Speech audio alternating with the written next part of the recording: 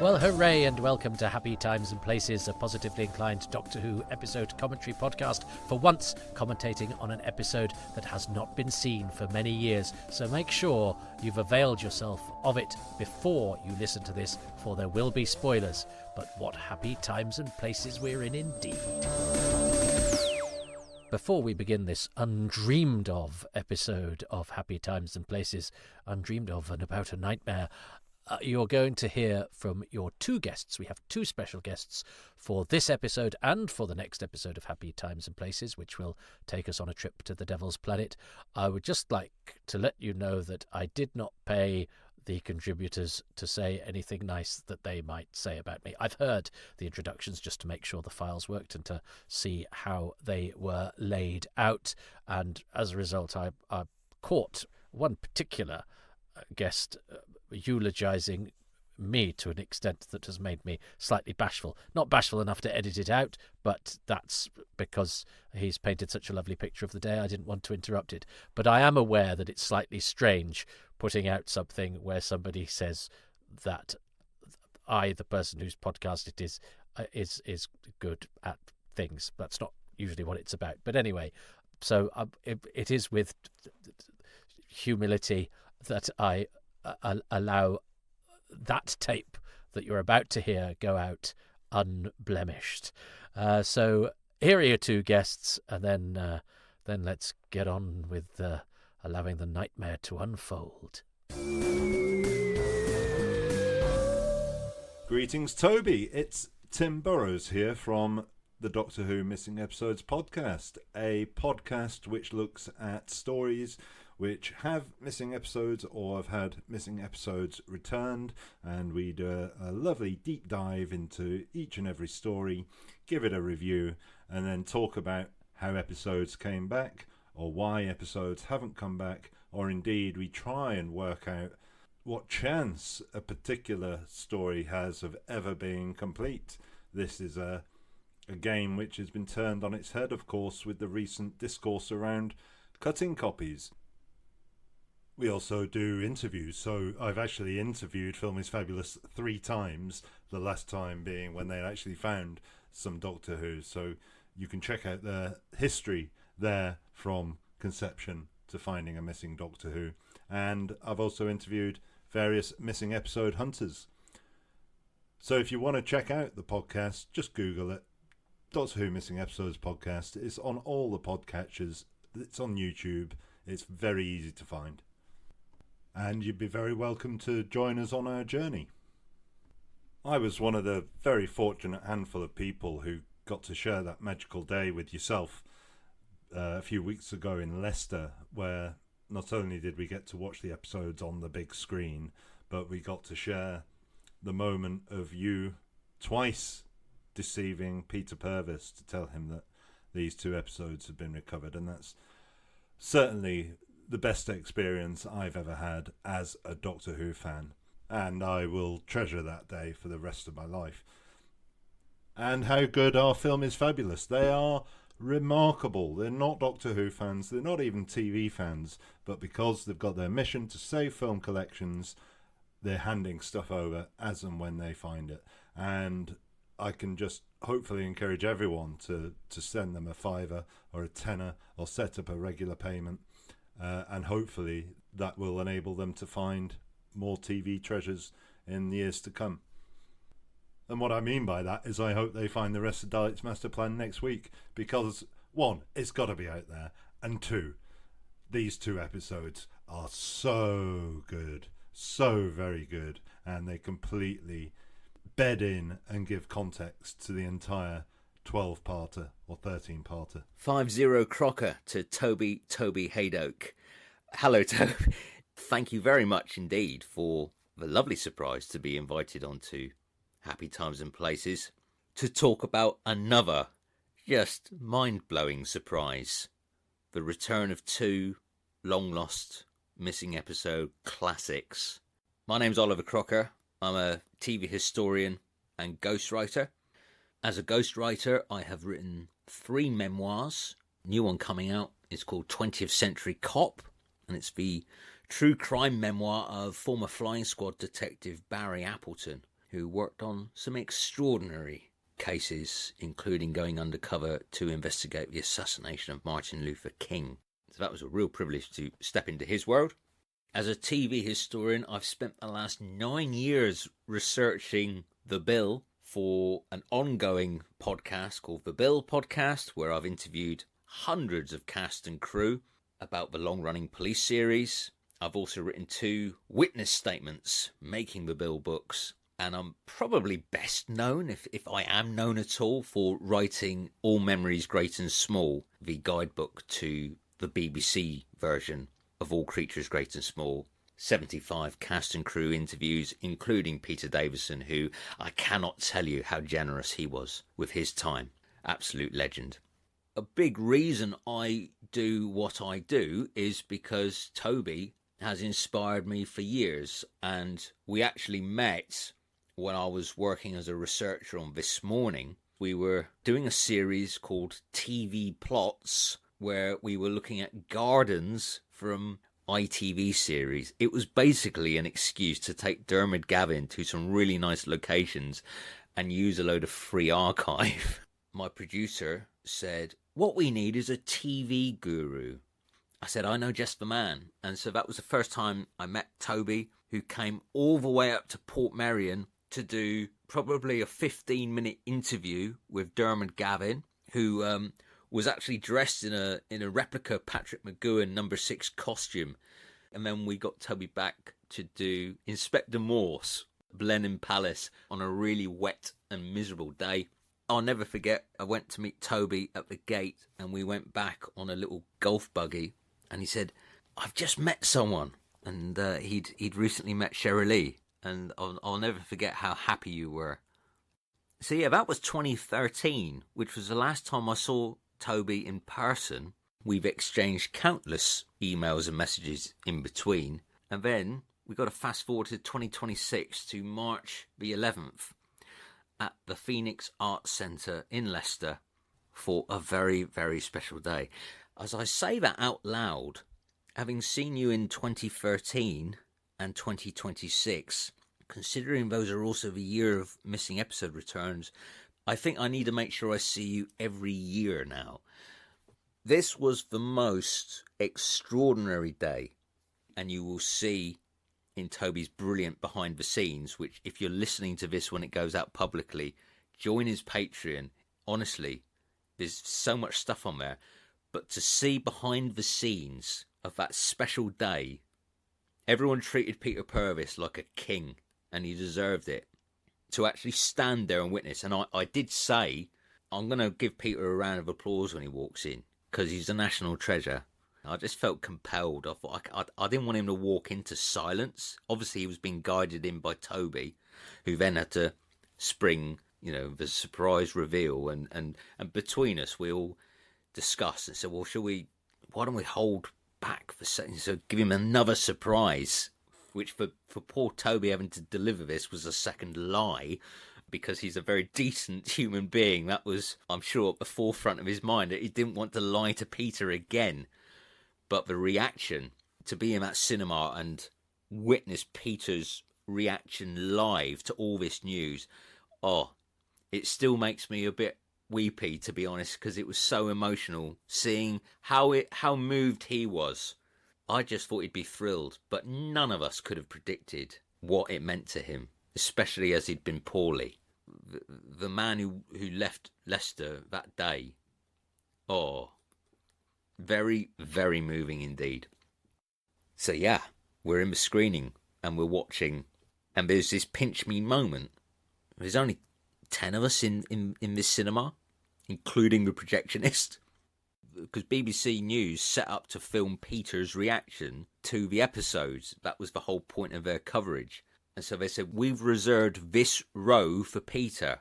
And so the rest of us started sort of like piling back up the stairs. And Peter turned around and said, where's Toby? I want you here, mate. I thought it was a beautiful gesture. It sums up their genuine friendship. And I can assure you, everyone listening to this, the first thing Peter did when he left the cinema after seeing these 2 episodes was hug Toby and thank Toby. It was just beautiful. And I'll say this as well.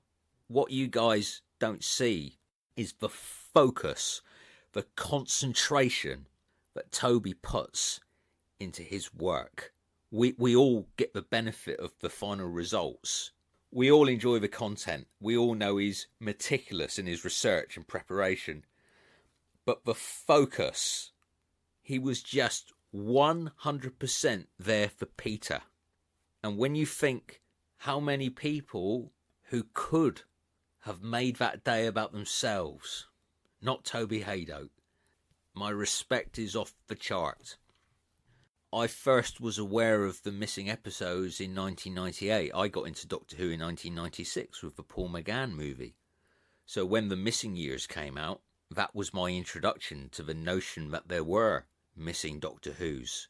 But because it wasn't until all the VHSs came out that I saw everything there was to see anyway. And then during that time, I remember when Day of Armageddon came back, I found out on teletext, Doctor Who episode found.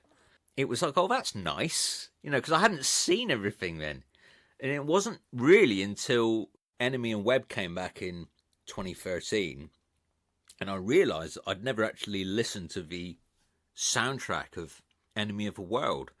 I just thought, you're a bad fan. Why haven't you actually listened to this soundtrack? And so then I went and educated myself, and I listened to all the soundtracks.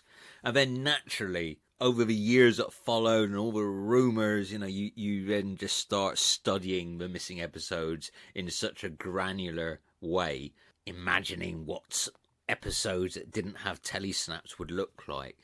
And so to be in the cinema watching them in the presence of Peter Purves and with 3 Doctor Who historians whose work I have followed for years and admire greatly, it was an overwhelming day for me. I was sat on the edge of my seat in the cinema. I just kept on saying, wow, wow, oh wow. I didn't stop wowing to the point where a few minutes into The Nightmare Begins, I kind of had to pinch myself to think, God, I'm watching a missing episode. It was like this delayed reaction. It was extraordinary. So, sorry, Toby, long-winded introduction over. What is my favourite thing about The Nightmare Begins? I'll leave a slight pause in case you're wanting to guess. So, thanks to Tim and to Oliver. Just a word about those two gentlemen. Tim's podcast about missing episodes is a work of great scholarship and fastidious endeavour. I absolutely love listening to them. I've listened to each instalment more than once.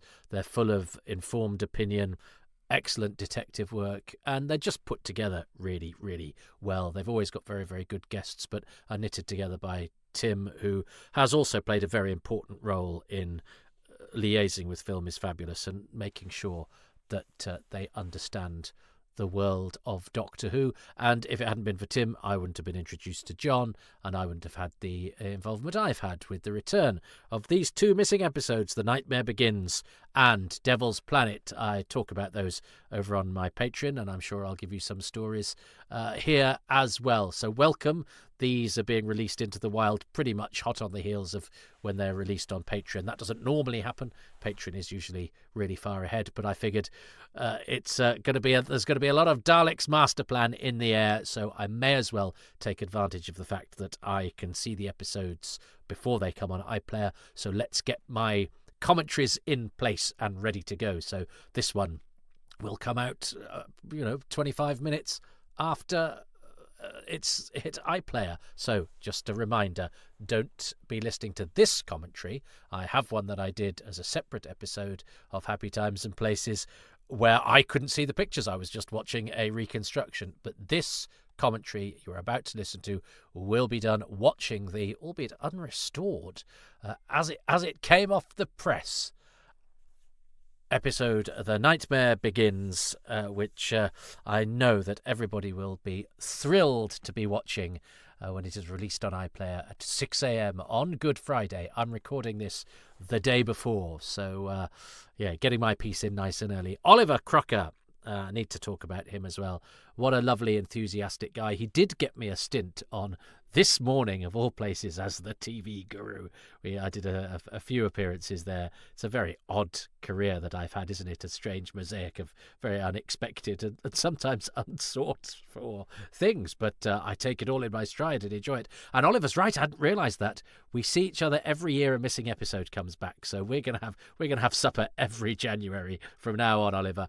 But what an enthusiastic and unfailingly helpful man, and I'm flattered and humbled by his kind words. And all his Bill podcast's brilliant, his books are great, but what I like most about Oliver is just that he's got this unfettered enthusiasm and appreciation of the work of other people, and he doesn't cease to tell them that. So if you're somebody like me who's prone to the black clouds looming, somebody like Oliver sending an enthusiastic or helpful email or message or note or whatever is always a day brightener. So Oliver, Tim, Gavin Rymil and I were those who were allowed to gather with Peter Purvis. Oliver's downplayed his role slightly. It was his idea to give a round of applause to Peter, which was a great way to herald him through the door and I think break the ice a little bit and, of course, give him the credit that he deserves. But it was also Oliver. It wasn't our idea. We didn't have a chat. Oliver said, because the BBC had just wanted to get Peter in and to play the episode and to catch Peter's reaction going, oh, it's not an episode of The Chase as I thought. It's an episode of the Daleks Master Plan. But I said we can't guarantee that. He might not know one Doctor Who story from another, especially after a 3-hour journey, and he's seen Day of Armageddon, so even if he thinks it's a Daleks Master Plan episode, he won't be across exactly which episodes are missing and when he last saw them, because he might not have seen Day of Armageddon since he did the commentary on that 22 years ago. So he does need a little bit of sort of scene setting for a number of reasons, and you don't want it to be a damp squib where we have to then press pause and go, actually, this is missing. So I said, no, we need to break it to him, and we'll get that on camera, and then you can film him watching it, so you get 2 money shots, as it were. And then Oliver said, well, no, why don't you tell him about one episode, so he gets that surprise, then he watches it, and we film him after that and get his reaction, and then we tell him about the second episode, so then he gets the second episode being the third episode, and then he gets 2 surprises, and you get another money shot, as it were. And that's what we did, and it was Oliver's idea, and it was the making of the day. So that is what happened when Tim, myself, Oliver, Gavin Rymil were invited by John Franklin of Film is Fabulous to be there to witness Peter Purvis watching The Nightmare Begins and Devil's Planet for the first time. And now I am going to watch, I mean, if at the beginning of this year you'd said to me, you are going to be talking about watching The Nightmare Begins, the actual episode, and doing a podcast about it, but actually just watching it and having the ocular proof, I wouldn't have believed you. And it's not even an episode that had been particularly rumoured, I don't think, either.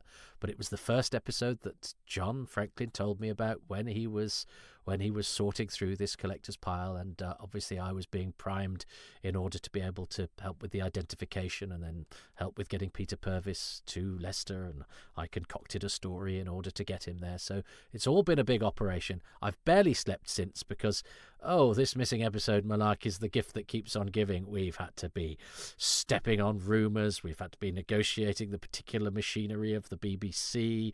We've been having to sort out people here, do things there with an eye to Riverside and getting things. And I mean, not a day has gone by since when I haven't done at least a couple of hours of work on this. So I want him to find more missing episodes, but can I have a lie down first? Anyway, let's not get into other fines. And just for the record, as far as I am aware, Film is Fabulous do not have any more missing episodes of Doctor Who. They're hopeful that some are out there, but we have absolutely no proof that any are. Just to avoid any speculation or anybody seeking something in my semantic construction that might be a code that something else, that I know of something else. If I did know of something else, I wouldn't be dropping coded bombs. I promise you that. But the fact is, I don't. So anyway, Oh, this is going to be exciting, isn't it? I've scrolled through the countdown. My copy has the countdown. That was very exciting. And I'm now going to press play on The Nightmare Begins, which hopefully you've watched relatively recently. And here is now my commentary on it, which has facts and observations as usual, but also I will choose my favourite thing about it, and then we will go back to Tim and Oliver and hear what their favourite things about this episode are, as is the protocol in a Happy Times and Places podcast. But for the first time ever, let's do it. Let's watch an episode that I've done before, but I've done before when none of us could see it, and now we can. What a time to be alive. So, let's see The Nightmare in all its glory in 3, 2, 1. So I'm watching a sort of scratchy, filmy copy. And, you know, I'm a great admirer of Vidfire, and I'm a great friend of the restoration team, and think the work that they've done is groundbreaking and brilliant. But I feel rather fortunate that I've got to see this warts and all. I mean, it's excellent quality. That was the first thing. It was clear that this has not been watched. There's a few scratches, and obviously the film dirt and all of that sort of stuff. And that's how I first saw bootleg Doctor Who, you know. But actually the contrast and the quality of the picture and everything is absolutely magnificent. So it's going to be a bit of a treat for me tomorrow to be able to see the episodes restored, because I haven't watched any of the clips online or anything. A part of me slightly wishes there hadn't been quite so much put online. I wish we could have kept Lizanne and Roald a secret. But anyway, here was the first surprise: a topless Peter Purvis, one of the great mysteries. I saw Jack Rayner retweet or whatever her article that she'd written 20 years ago, or part of an article about mysteries that we still have in Doctor Who, and one of them is, when does Peter Purvis put his natty corduroy jacket, his cocoa corduroy, ribbed for your extra pleasure, on during Dalek's Master Plan? Because he has it on in episode 2, but there doesn't seem to be an opportunity for him to put it on in episode 1, where I think the received wisdom was that he was still in his Trojan War gear from the Mythmakers, where he received the wound that we see him have. But the truth is, he's got changed between stories, or he's just taken his top off. I liked Oliver's opening, by the way, where he aped this Charlo Egan, so it means that the phonetic alphabet has slightly changed and morphed between now and the year 4000, which is good, as had the names Brett Walton and Kurt Gantry. I think the spelling changed slightly in that just to try and sort of futurize the names, the idea that consonants and vowels might shift slightly and words and spellings might shorten or alter, which is of course the case, because I mean they've altered between 1965 and now, haven't they? Like literally, as the kids say. That's well sick. But I love this. I think this, and John from Film is Fabulous, his favourite stuff about the episode was this stuff, because John's a sort of film buff, and this is very like a sort of rearguard action of two soldiers really up against it, and who probably know that their time is up and they're not going to get out of here, but they're not going to give up until the very last minute, and they're not going to give up without a fight. But it's a real sort of tense situation, and the fact that it's done by Brian Cant from Playaway and Nicholas Courtney, National Treasure, gives it an extra beauty, because that knowledge does not dilute the power of the scene, and that makes it extra special. So here are the Technics, who got a photo call all of themselves. Most of them, I think, were already bald. This guy wasn't. There's a couple of pictures of a couple of one of them having their hair cut, and I think you do get a bit of extra money for having a special haircut if you are a walk-on. And in fact, if you have to have something done to your hair, if you're anything, you do get a payment. Here's Lizanne and Roald, Philip Anthony and Pamela Greer. We had no idea what they looked like. I mean, we knew what they looked like because Philip Anthony was still acting until not that long ago. He only died 2 or 3 years ago. And he was in the recent Day of the Triffids with Eddie Izzard and Vanessa Redgrave and Brian Cox and Dougray Scott, and had a decent part in it. So he had a long old career, Philip Anthony. He pops up in everything, but he only did one episode of Doctor Who, and it's this one. And Pamela Greer, now Luantia Greer, named after the place that she was born, was the wife of John Carson, who plays Ambril in Snake Dance. She is still with us. Unfortunately, isn't able to come to the Riverside because she's an older lady now. But I have spoken to her son and sent him a picture, and she's delighted that this is back. So, these two, Liz and Roald, we did not have pictures of because, of course, these were Telesnap-free episodes. We didn't have a picture of Michael Guest either, who is a Mongol bandit under makeup in Marco Polo, and the Saxon in episode 1 of the Time Meddler, who Stephen has a tussle with. So not great parts, either of those. And here he is. He'd been an extra as a policeman in Quatermass and the Pit. But we do get to see his face. That wasn't certain. It wasn't necessarily guaranteed. And he's been pretty unlucky, Michael Guest, in terms of visibility. But we get a shot of him there. But on the loose cannon recon, Pamela Greer's got very different hair. In fact, I think it's probably a wig, but I certainly didn't expect her to have that blonde 60s thing going on. I think she's got a shorter hair going on in the loose cannon recon, which is a screen grab for another show and a very reasonable guess. Here we have the mighty Kevin Stoney, who doesn't do an awful lot in this episode, actually, and that's the point. But when I watched this with Day of Armageddon, he starts that episode so in control. He feels like such an established character. It actually caught me up slightly short that he contributes so little to this episode. So immediate is his presence when it's sort of business as it needs to be in episode 2. I love this. We knew this happened. Because you can hear Philip Anthony at some point, but the sort of commentating along that Roald does, I think, is a beautiful addition, because the temptation when you're doing space and the future is to make it all zany and wacky and people talk in spacey ways. So what Terry Nation does, I think, very skillfully here is go, no, we'll still be the same people. And he's very good at toughness stuff, and he's very good at the sort of war kind of stuff. And he has a sort of cynicism that feels terribly grown up when you're a kid. So I love this Roald talking along and then double emphasizing that by saying it's nice to hear his speech again. But I think Philip Anthony acts it really well and sort of raises his eyebrows. And the fact that all this space stuff that's supposed to be quite, futuristic and amazing for us as viewers, well, they're used to it. They take it in their stride, because to them, it's not space stuff. It's just life. And that adds verisimilitude. That makes it feel real and grounded, whilst giving us the comic strippy, spacey stuff that is dazzling us. So it's a very clever way of having your space cake and eating it. And I love that bit. It's one of my favourite bits of the episode. Peter Purvis, when I was sitting with him watching it, really liked that bit as well. He laughed. He thought that was really clever. And Philip Anthony acts it very well. He had a great career, Philip Anthony. Nothing that dazzled, but was still acting in the 2010s, and did phantom film signings and things like that.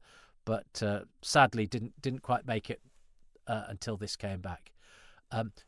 Somebody has suggested from a clip that online that Brian tensing his hand is a sign that he might have been stung by a Varga, but no, I think it's the fact that he's been gripping his gun too tightly. But I love all of this stuff. I'm a real sucker. I was brought up on sort of commando comics and war films, and the way I want to go is to sacrifice myself bravely for the greater good. So this is right up my street.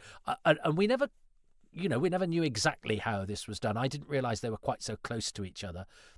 And I feel somebody like my brother would say, well, he could overpower him if he wants to, but that's not actually the point. Yes, he could, but they both really know that Kurt Gantry is right. And I don't know if I like the fact that when he says good luck, Brett doesn't sort of smile or go, yeah, all right, mate, or good luck yourself.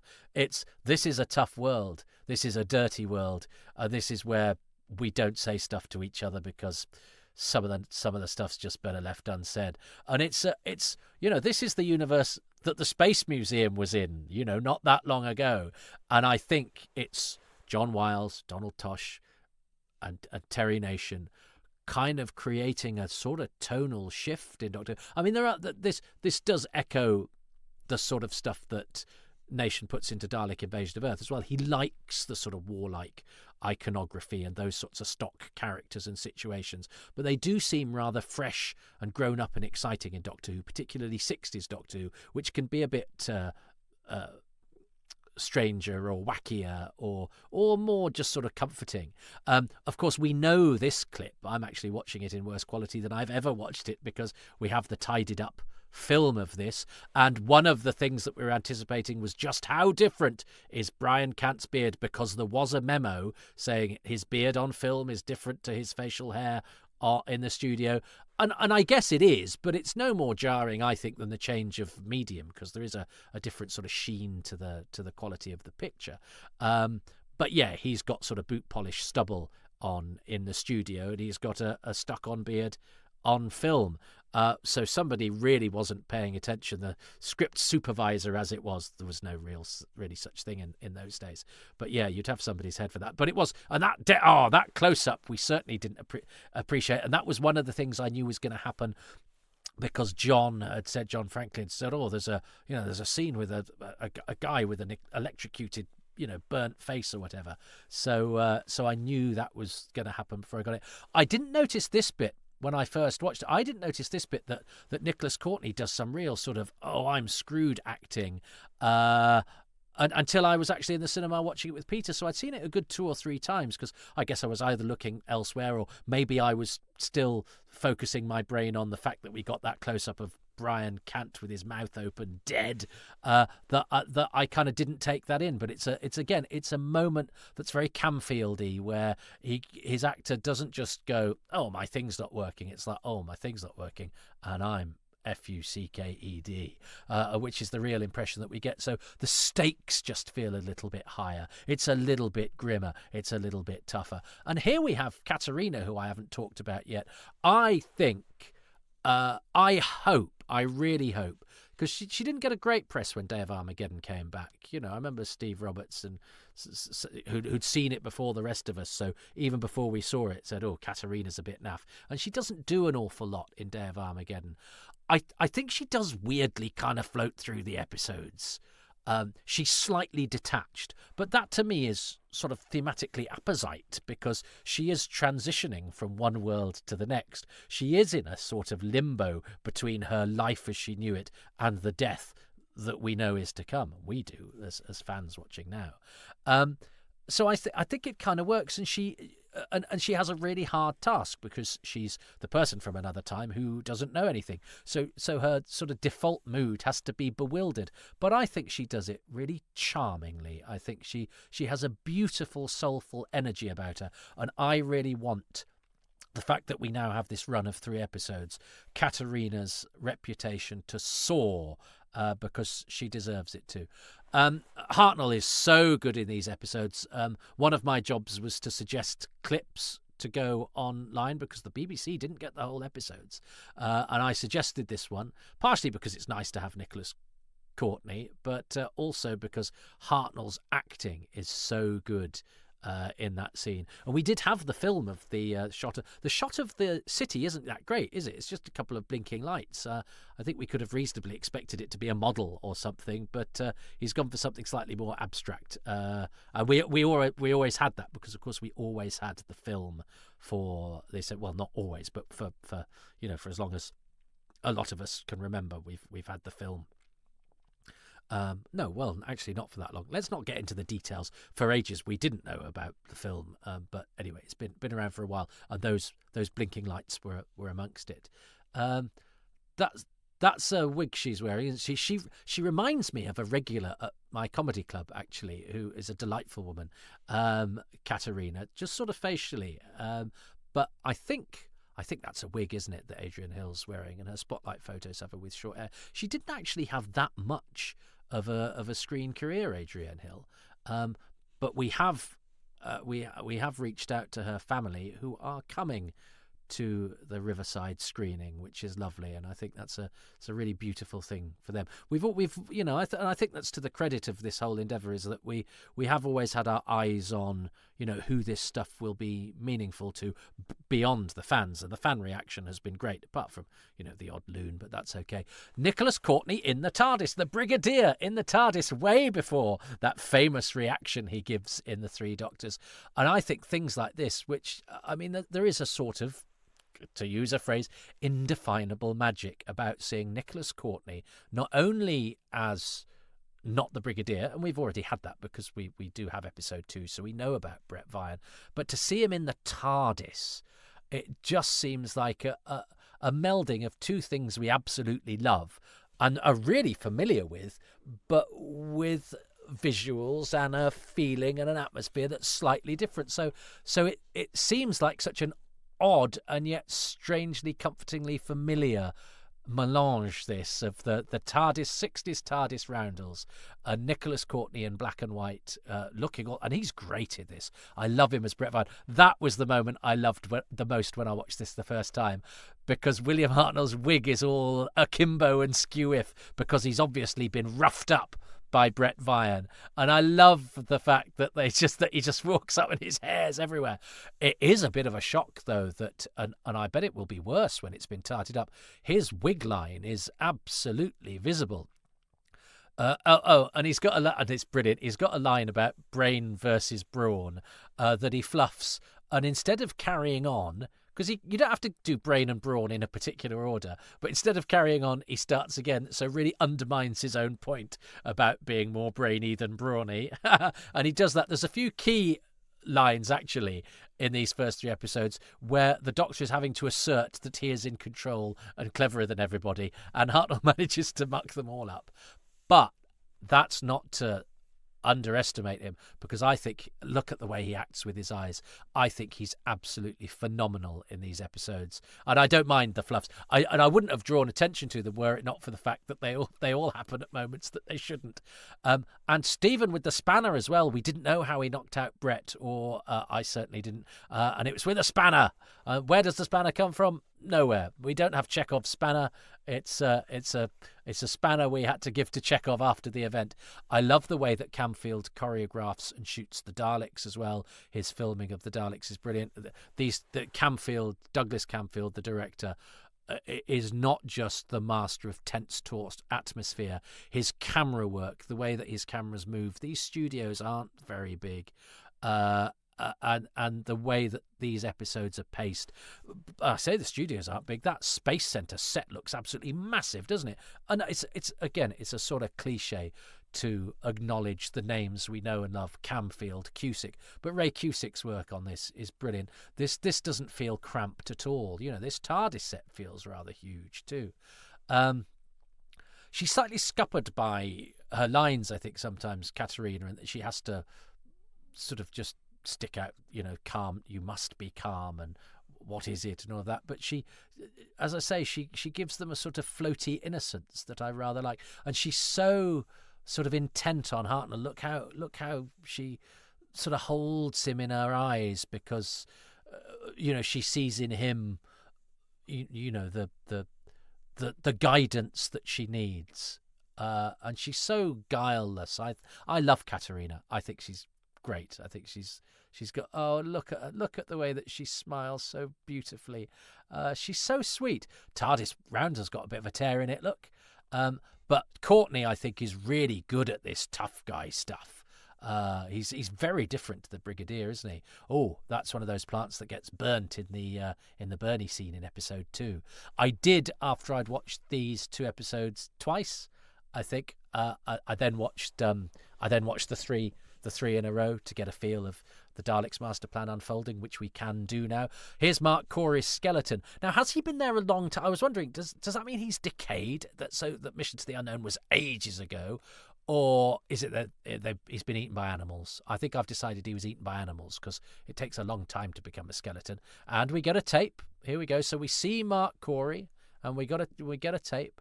Now, we'd seen this, but it's a brilliant shot. I remember seeing this clip on Resistance is Useless, a Clips documentary that was shown in the 90s before a repeat season, and going, oh, that's from Dalek's Master Plan. But it's an absolutely exceptional model, and I like the way that it spins bits of it spin in different ways as it's going down. That's, 3 different directions going on at the same time. I love that shot through that set. That's magnificent.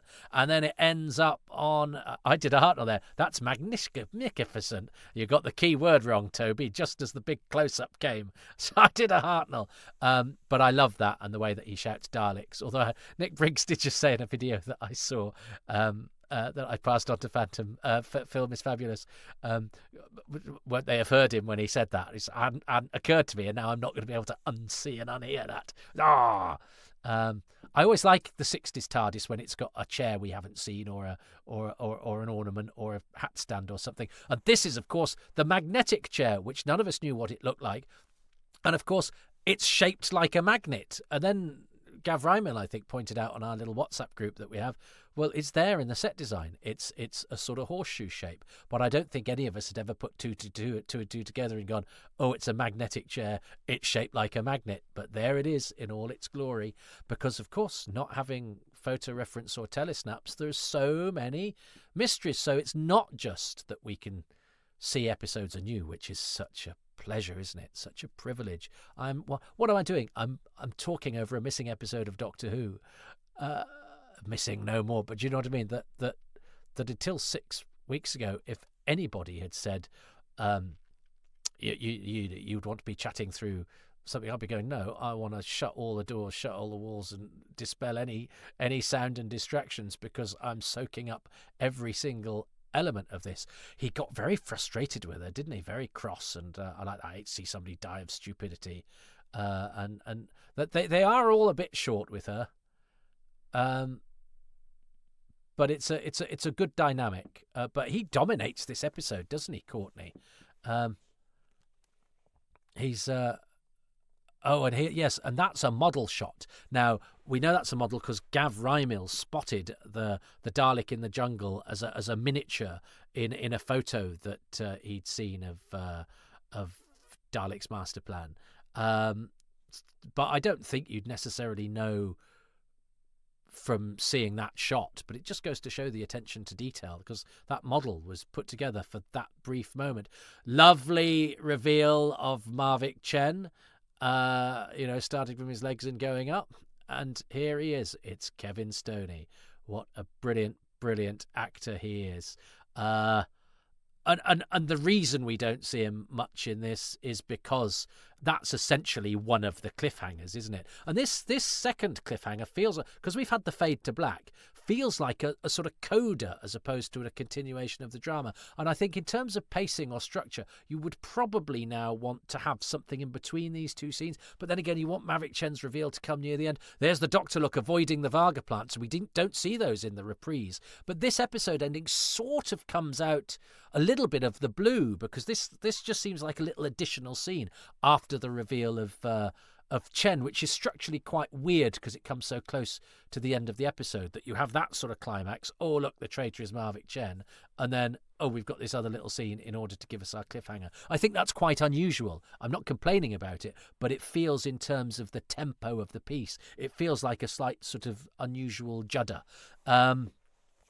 And of course, we didn't see Lisanne and Roald again after that. Lisanne comes back in episode 4, but that's it for Roald. That's it for the interviewer. We don't see that many technics ever again. That's the most of the. So they don't do an awful lot, considering they got a photo shoot, and seeing as they're the sort of they're totemic of the year 4000. But what a brilliant episode that is. The only thing I would say that I think sticks out as being slightly dubious about it in terms of its effectiveness is the fact is that Lisanne and Roald do a little bit of that. Oh yes, Mark Corey, that space agent who went missing a few months ago, which they wouldn't have said to each other in that way. And then the fact that they miss the mayday from their two spacefarers on a dangerous mission looking for a man who might have been killed in horrible circumstances, because the only way you find out about it is if you watch a flashing light. And if you think you've half seen the flashing light, if it stopped flashing, you don't go, shall we just check? But, it's 1965, and I'll forgive it that, because everything else I think is magnificent, and I think so many aspects of it are firing on more cylinders than it necessarily we might necessarily have expected that it might. I think it's a really strong episode. So what's my favourite thing? Well, all sorts. Hartnell is brilliant. I think the way that he acts to camera, I think the fact that Camfield knows to give him close-ups. Hartnell is so good, and I think we sometimes take these early Doctors. Well, I think I sometimes do, because I'm so looking for what's fresh about this episode, that episode, that the stuff that's always there is easy to take for granted. I love Katerina, and I really hope this rehabilitates her in the eyes of fandom. I think she's got a beautiful energy. I adore the war feel, the rearguard action, the tenseness of the performances of Brian Cant and Nicholas Courtney, especially as they're two people who you wouldn't normally associate. If it had been, I don't know, John Challis and George Sewell or something like that, you'd go, yeah, these are hard-bitten actors playing hard-bitten roles. But the fact it's the guy from Playaway and our lovely Nicholas Courtney, and yet it's totally convincing and they're really good. But it means that we can watch it with two different eyes and get two completely different experiences. One, a genuine, my God, this is tense and this is really well done. And two, I love these guys. They make me feel happy and warm and in touch with my inner child. I think the set design is brilliant. I think that space center set is amazing, and it allows that camera work to happen. But Camfield's camera work is so good. I love the Daleks. I think that's brilliant. I love Hartnell's skew-if hair. Douglas Camfield is definitely the star of these two episodes, across the experience of both of them. He does not put a foot wrong. He keeps the camera moving, keeps it tense. The way he choreographs the Daleks, there's some stuff in Devil's Planet that is extraordinary. I love Ray Cusick's set design. I love the fact we see the Varga plants, which we don't see in the reprise, as I said. I love seeing Nicholas Courtney in the TARDIS. I love the fact that these pictures show us visuals that we could not have dreamed of, because we do not have the hints from the telesnaps. We do have some photos, but not many. We didn't know what some of those characters looked like, so that's an extra aspect of this find. But I think my heart lies. And I love Roald's cynicism. I love him parroting Marvek Chen's speech, and then the way that Philip Anthony raises his eyes and doesn't give it too much, he judges it just right. It's a lovely little performance. I think he does a really nice job, Philip Anthony, and he's just one of a character actor whose name most people wouldn't be able to conjure, and whose face you might go, I think I've seen him in things, but I don't know what. And yet one of those workers at the coalface for a long time. He had a career that lasted from then right up until the past decade or so, which is no mean feat. So I really like that sort of Greek chorus effect that is given by Lisanne and Roald, who just help us get into the world of the year 4000. And I love that. I love the fact that Terry Nation has gone, let's try and do some science fiction like it is in the comic strips with special security agents, and it's not an approach that Doctor Who has really done up to this point, and I don't think sort of almost does enough. I like the sort of spacey, Flash Gordon-y, futuristic-y, comic strippy. I do like I don't really read graphic novels or comics, but I like the idea of Doctor Who trying to be a bit comic strippy with its futuristicness. And this is a rare, I think, occurrence of that. And I buy this world with its newscasts. I love Marvik Chen saying, I'm going on holiday and I'm somewhere where I can get away from interviewers. Again, it's just a little sort of slightly adulty, cynically flavour that it gives something that could just be, kiddie space adventure, but I think it lends it a certain tone that is invigorating and enjoyable.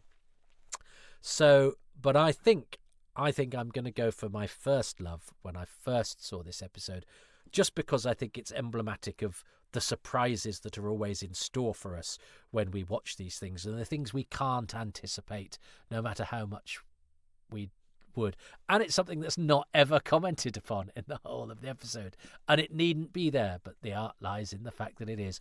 I'm going to choose my favourite thing as being Hartnell's skewiff hair after he has been dusted up by Brett Vian. And, you know, the last time we see him prior to that is he's got a gun to his head and Brett Vian's going, "You're going to give me that key." And Hartnell does a brilliant close face-up acting. And then the next time we see him, he's trudging through the jungle and his hair's all over the shop.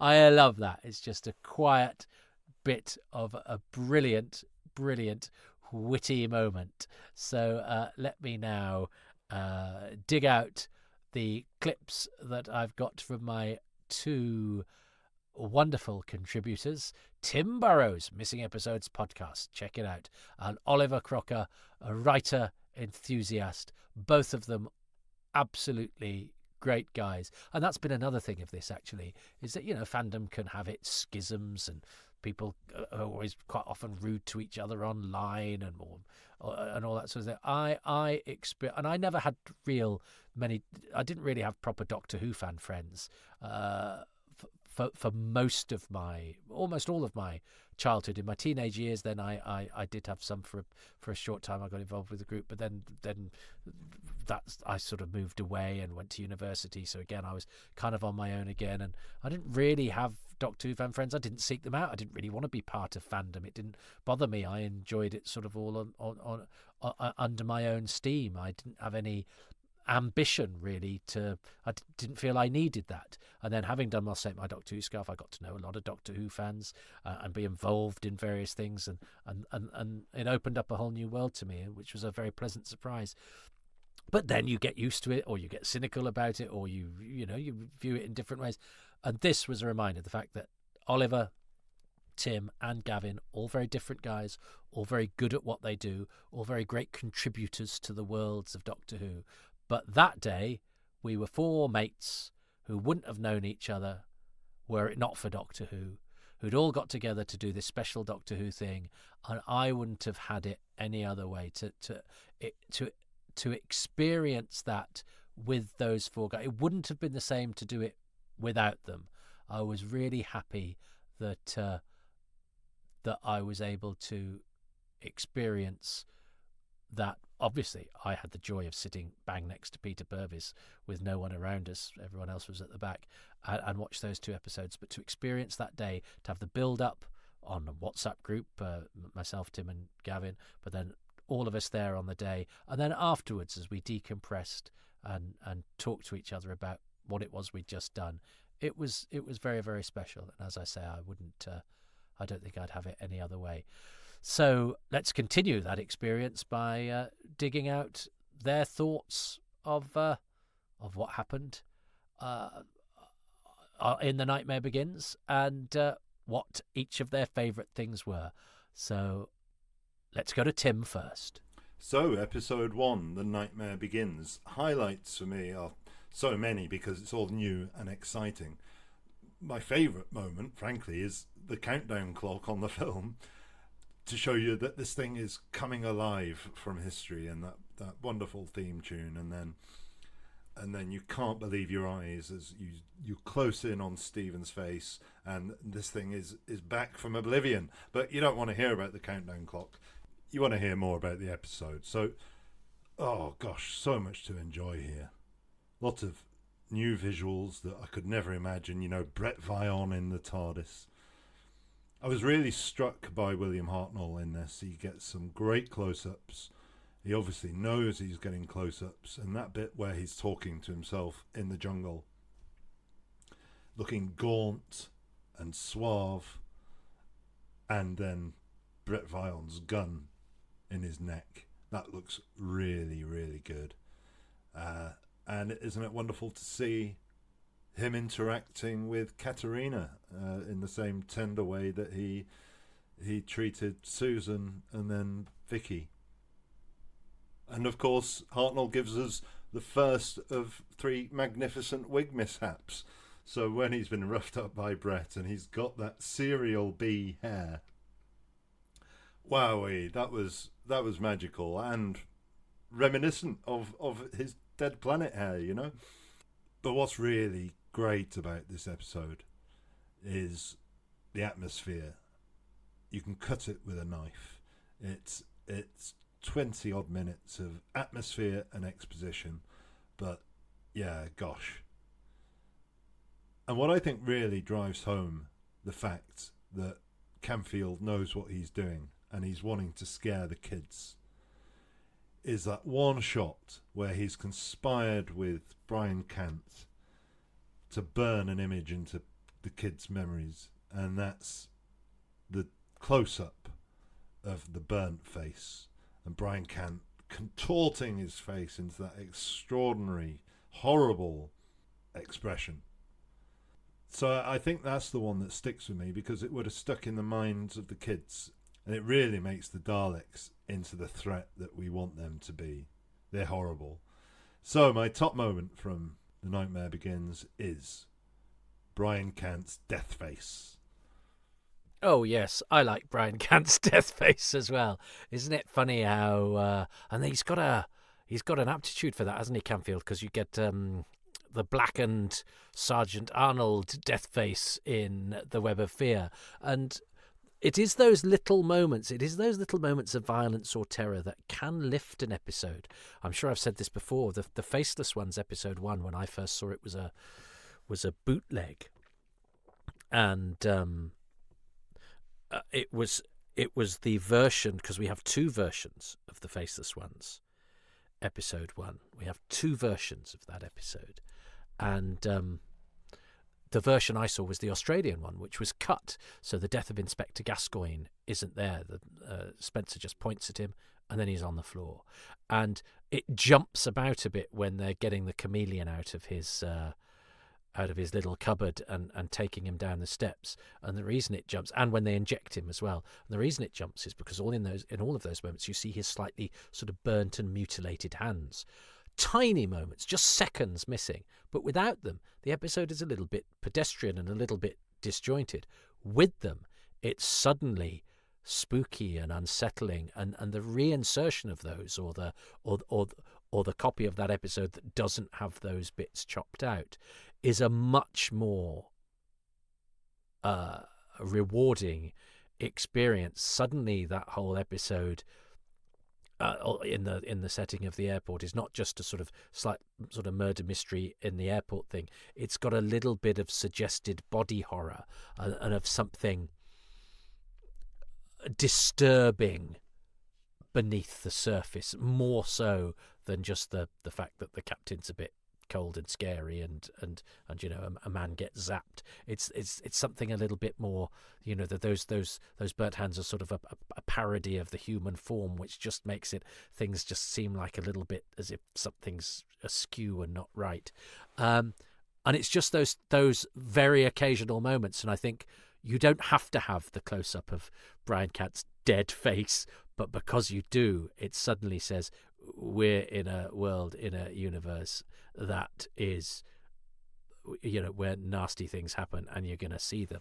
And we know from the Australian censors and the notes that the Australian censors most, that there are things like the close-up of the dead Trantis in Volcano, where I think he's basically bubble bath, and Chen's shocked reaction to that. There are just going to be moments like that where the actors or a moment are there for Douglas Camfield to just push the envelope a little further than we might ordinarily go in Doctor Who, where sometimes people just clutch their chests and fall over, you know. The reaction of other people gives us a spook, but also, you know, those visuals as well that are there designed to shock. So that's a very good choice from Tim, and a very, you know, it's the sort of stuff that I guess as a kid would be my absolute thing to be looking for. So yes, good choice. Let us see what Oliver Crocker is going to choose. Someone like Gav is such a brilliant historian of the sets, and we were talking the night before about parts of the set that there were no reference photos of. I think you and I are similar in that it's performance things that really tick our boxes over, you know, visual effects, which of course we appreciate. I appreciate all the elements of a production, and these are really, really, really great examples of Doctor Who. I loved William Hartnell's wig all messed up as if he's had an off-camera skirmish with Nick Courtney's Brett Vian in the woods. You know, that was just magic to see that. I think Hartnell's really great in these. It's a shame he has the fluffs, which, you know, we all know why. But it doesn't detract from the fact he gives it absolutely everything. He's charming, he's powerful. He's really, really good in these. Everyone's really, really good in these. I was really struck by Adrian Hill's performance. There's a playful quality to her. There's a lot going on behind those eyes, and I think Douglas Camfield gave her some really nice coverage in The Nightmare Begins. Douglas Camfield is just... what a director. I think this is some of his finest work, and I don't think I'm just saying that because we've gone all these years without seeing it. I really think this is a slick production. And I know Peter was saying, well, I barely had anything to do with that, but the moment where he's looking up at the monitor and he sees the doctor on there and he's working it all out. He's working out that there's an intruder in the TARDIS and he needs to do something about it. He was doing a lot there with no lines. He's so much a better actor than he gives himself credit for. But my favourite moment in The Nightmare Begins, and it's a tiny little performance choice, is by Nicholas Courtney. After Brett Vian trips in the jungle and he lands on his communicator, he damages it, and there's this really surprisingly moving moment where he crouches over this broken communicator, his last hope of reaching contact and getting help, and he looks like he's about to break down, and he just gently punches the top of the communicator with an air of resignation. And it's that tiny little moment that you'd have just never known you were going to see. A lovely performance touch by one of Doctor Who's all-time greats in his first appearance. That, amongst many special moments of The Nightmare Begins, would be my favourite. Thank you, Film is Fabulous. Thank you, Toby Haydock. Oh, yeah, that's another one. But that's the thing that I noticed a bit later. So that was one of my things I came back to. As I mentioned, I didn't really notice it the first time around. And that's not because it was not effective. I think I'd got my mind on Tim's. So it's interesting how close they are to each other in terms of in proximity in the episode. But it's again, it's a subtle moment. They're both Camfield, if not trademarks, certainly tools of his trade that he employs to great effect more than once. But that doesn't make them anything. That doesn't make them too familiar in this context. In fact, they are so they have the concurrently sort of familiar and reassuring that this is a man of great quality, but also refreshing and surprising because we don't expect them. Although, as I say, I'd expected Cat's face because that was something that John had noticed, and he did say burnt face, even though actually I'm not sure it is. I think he's got the grimy makeup on still in the beard, but I don't think they've applied any post-death makeup to him, or have they? Maybe that's something I'll spot next time I watch it, because these are gifts that keep on giving. And I think the censors had pointed it out as being a close-up of a burnt face as well. So I think we sort of knew it was there, but that doesn't make a difference. It still surprises you. So they're both good individual Isn't it interesting? Because I chose a funny one, but we all chose tiny wee moments in an episode that is of consist. It's not that we're having to mine. It's not that we're trepanning to find a bit of gold in a whole heap of slurry. I think we all acknowledge that these episodes are absolutely magnificent, and that there's something about them from start to finish, just in terms of their overall quality and presentation and atmosphere. And I think any of us would have chosen Douglas Camfield, any of us would have chosen Ray Cusick, any of us would have chosen William Hartnell, but we've all decided to go for a tiny little moment, I think, to illustrate that this episode is chock full of moments of varying length and contributions of varying size that can all be summed up by actually just a split second that just says, this is amazing. And there are so many bits we all could have, we all three of us could have chosen. So there we go. That's just three tiny moments in 25 minutes, less than, of absolutely brilliant Doctor Who that none of us could see, none of us could imagine seeing, and I'm sure we all hoped. But even when we hoped about missing episodes, I didn't have Nightmare Begins on my radar. There's been rumours of other Master Plan episodes, haven't there, because of Blue Peter and that. But I'd never really heard much talk of Nightmare Begins. It certainly wasn't oh yeah, right, when I was told it was you're absolutely kidding, and we can now watch the first 3 in one go. Isn't that incredible? So the Nightmare begins, and it can now begin at the touch of a button on iPlayer. The people who made this couldn't have conceived, one, that its loss would be something that made people's hearts ache, 2, that its return would amaze people, and 3, that upon its return it would be available using technology that they could not even have dreamed of, not even in the science fiction that they were making. But it's science fiction that has lasted, that has endured, because all of those brilliant people, so many of whom are no longer with us, have put in work that is just so special. So special, and means and is more than a sum of its parts. We've tried to look here at individual moments to try and say what the best things are.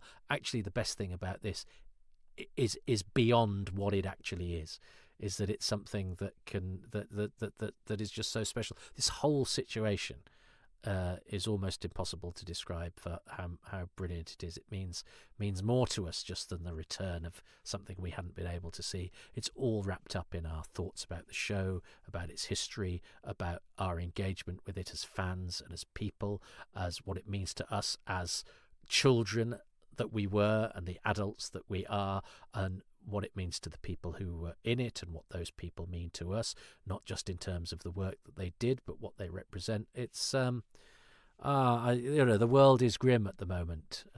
There are nightmares beginning everywhere we look, every time we turn on the news, and it's this disposable piece of entertainment.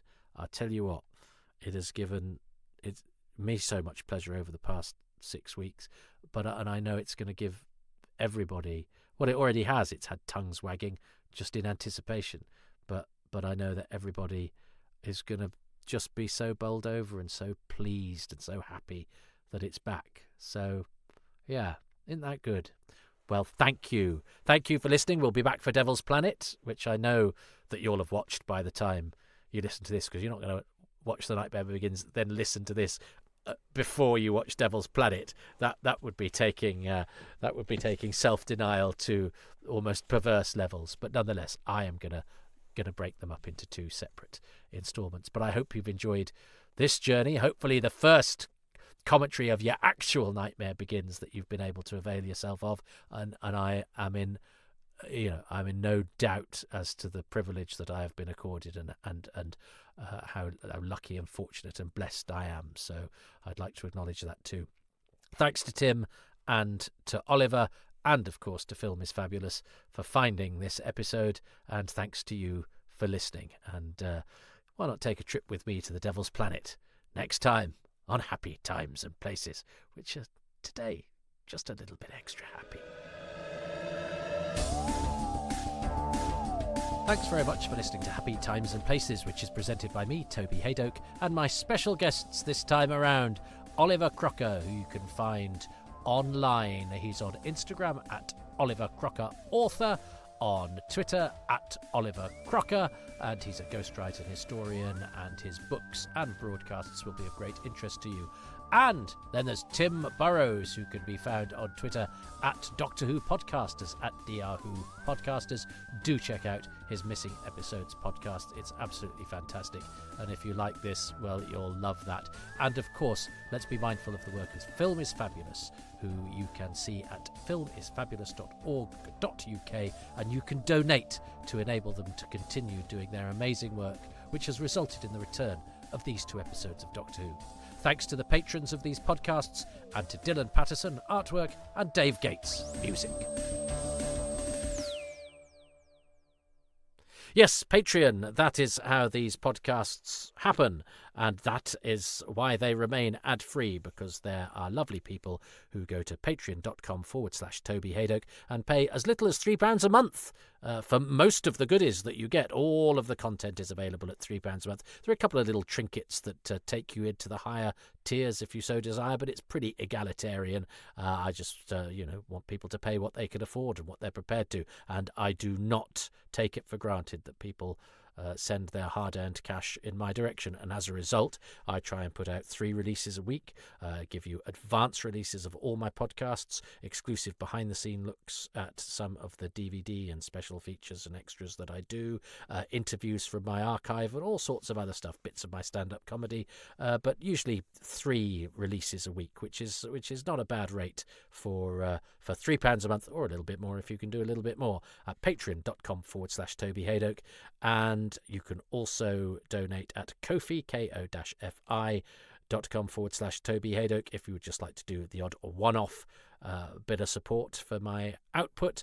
But it doesn't have to be financial, and I know that times are trying in that regard, but a little bit of your time would be all it costs you to go to any of the areas where you can get these podcasts: Patreon, Spotify, Apple, iTunes. I've even got a YouTube channel, and a like, a subscribe, a 5-star review where you can, a few lines saying what you like about these, and just telling your friends and going on social media and saying nice things really, really helps to separate my endeavours from those of all the other brilliant people out there. No, I'm not going to say other brilliant people, because that would suggest I think I'm brilliant, but from all the people out there who contribute to the vast amount of Doctor Who content that there is online. But of course, I'd like you to listen to mine especially. I'm on social media at Haydock Podcasts and at Toby Haydock on Twitter/X. I'm on Instagram. That's where I do most of my stuff now, at Toby.Haydock. I have a Facebook page where you can see what I'm up to. And I also have a YouTube channel I'd love you to subscribe to. And my comedy club is also online at Excess Malarkey on... Well, that's on Blue Sky. I'm on Blue Sky too. It's hard to keep up, isn't it? But you can find me because I've got a stupid name, so it's very difficult to get me mixed up with somebody else. And so do all of that to the extent that you're prepared to do, and the extent that you engage with this very bizarre online world that nobody dreamed would be happening in the year 4000, let alone 2026.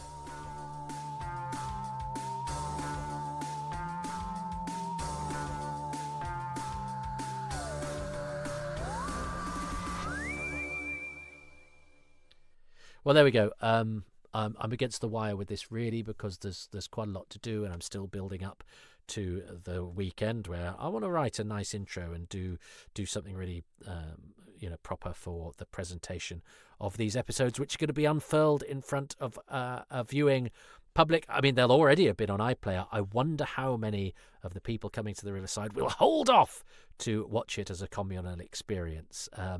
I like to think that maybe I would. I didn't get the download of Rose when that came out a week before, but I'm not sure I'd have been able to resist temptation. I think I'd have been up at 6 on Good Friday to watch them as soon as possible, because there's a joy to watching in the communal experience is different, and it doesn't have to be the first time. So maybe I would get them in beforehand. But either way, however anybody enjoys these episodes, what a thrill, isn't it? And what a joyous outpouring there has been, and how full of excitement does that make us?